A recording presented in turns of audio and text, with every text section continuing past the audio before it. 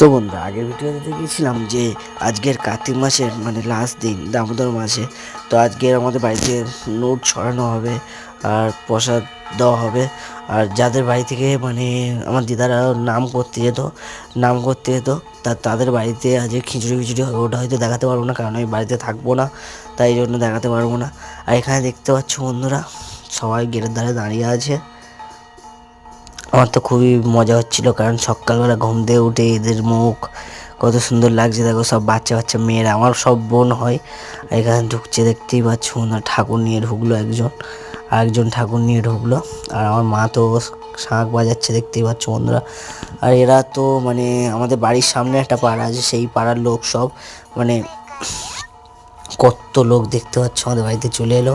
তো এদেরকে এখন প্রসাদ বিতরণ করা হবে। তো চলো আমরা এখন প্রসাদ বিতরণ করি। আর তোমরা এর পরের পার্ট দেখতে চাইলে চ্যানেলটাকে সাবস্ক্রাইব